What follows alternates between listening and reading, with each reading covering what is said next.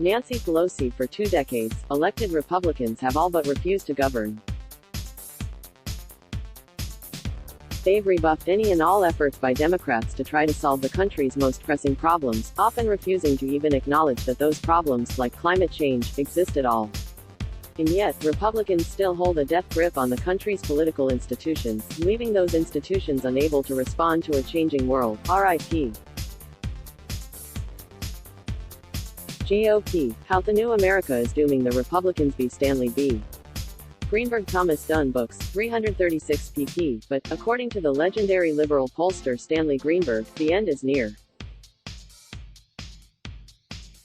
In his new book, RIP GOP, Greenberg insists that the ugliness of today's politics, particularly the seemingly hopeless obstructionism of the Mitch McConnell-led Republican Party, is hastening a revolution.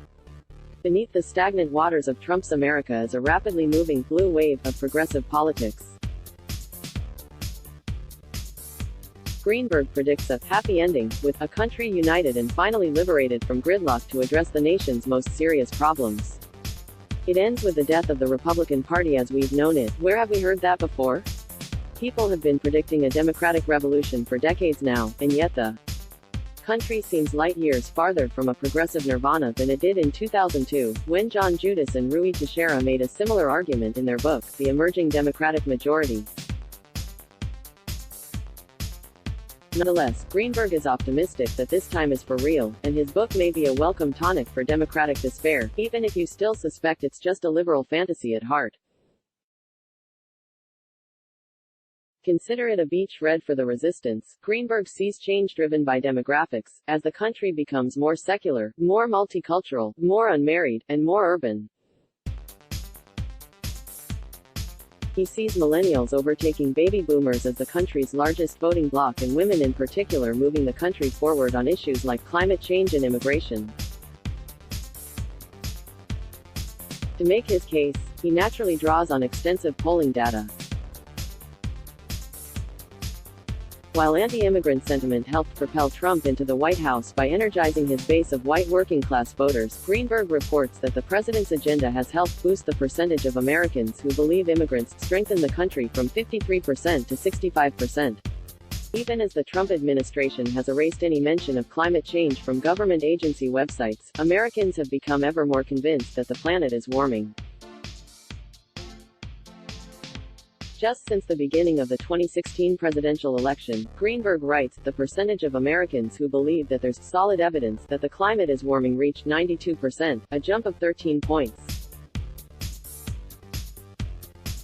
In Greenberg's read of the data, a decade of Republican-induced gridlock has left Americans longing for the government to do more, not less, to solve the nation's problems. But he doesn't hold Democrats blameless for the current state of affairs. A whole chapter in the book is called, How Did Democrats Let Donald Trump Win? In it, Greenberg criticizes the Democrats' incrementalism and their failure to seize on some of the things that animated Trump voters, such as trade policy and the evils of consolidated corporate power. Greenberg is especially critical of Hillary Clinton's campaign malpractice, though he mostly seems miffed that she didn't take more of his messaging advice during her 2016 presidential campaign. In something of a tangent, Greenberg also tackles the subject of the white working class, those potential swing voters whom Democrats seem to despair of reaching in 2020. This discussion takes the form of a chapter-long diss of J. The Vance's best-selling memoir, Hillbilly Elegy, soon to be a major motion picture. The book, which came out in the fall of 2016, described Vance's troubled family members, their Appalachian roots, and his up-by-the-bootstraps escape from Rust Belt, Ohio to the military, college, and ultimately Yale Law School. Vance, according to Greenberg, suggests that all the problems that beset his family and community, drug addiction, poverty, welfare fraud, were essentially the result of poor life choices that bore little relationship to larger economic or political forces. The book has influenced Republican economic rhetoric and made Vance an unofficial spokesman for the white working-class voter. Greenberg is a credible critic of Vance's tale, largely because he's been studying the working class for nearly 50 years. After the urban riots of the late 1960s, Greenberg was hired to undertake a national evaluation of the war on poverty. For his research, he studied a community of Appalachian migrants from Kentucky who, like Vance's family, had relocated to southwestern Ohio. He also studied working-class neighborhoods in Detroit and Philly, including those populated by Black and Hispanic residents. In the mid-1980s, when Vance was born, Greenberg embedded with Reagan Democrats in Macomb County, Michigan. The rising tide of diverse younger Americans won't mean much in national terms as long as it's concentrated in already blue states like New York and California.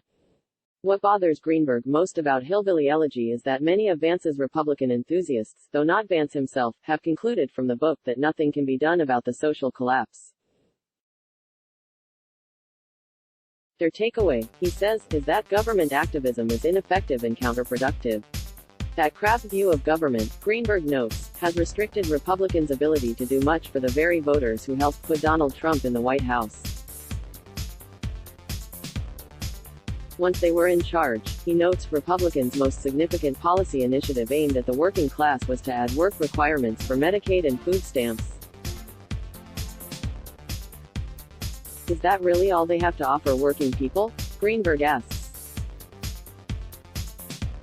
What an insult. This meager gruel is what helped fuel the blue wave election in 2018, Greenberg says.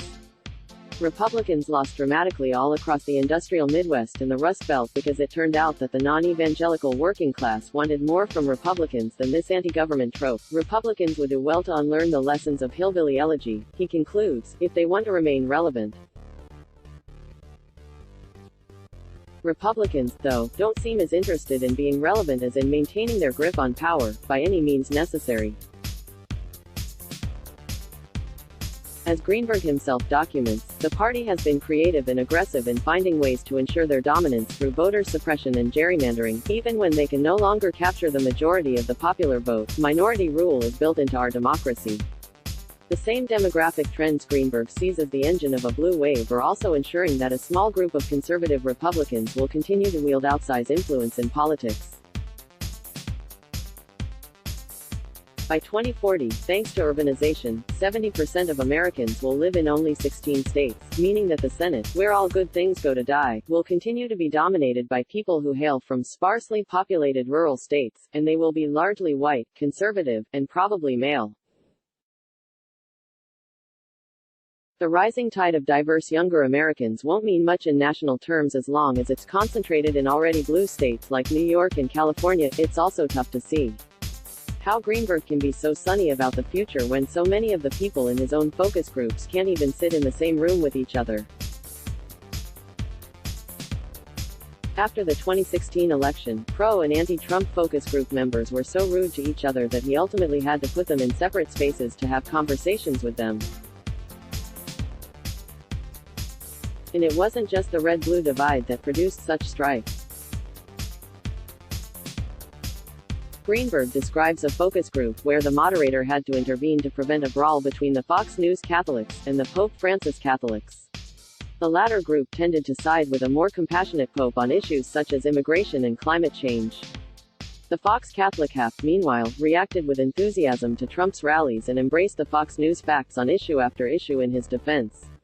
The Fox News devotees were the ones who said the ugliest things about immigrants, people of different races and religions, and multiculturalism. He reports, the Pope Francis Catholics are potential swing voters, Greenberg suspects, and more likely to be won over by a Democrat on economic issues than any other group of Trump voters.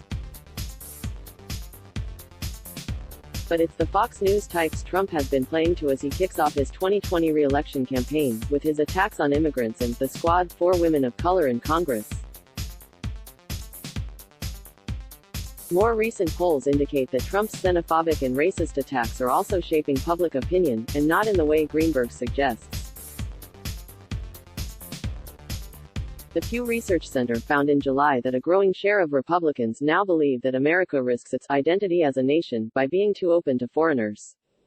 The number of Republicans who agree with that sentiment has jumped 10 points since Trump took office, dragging down the overall numbers to show that the country as a whole is becoming less tolerant of immigrants and multiculturalism, not more. That's why, for all its sunshine side of the mountain talk, Greenberg's book is also a cautionary tale. Vanquishing the GOP is not going to be easy, or peaceful, if it happens at all. Flock adds. Why?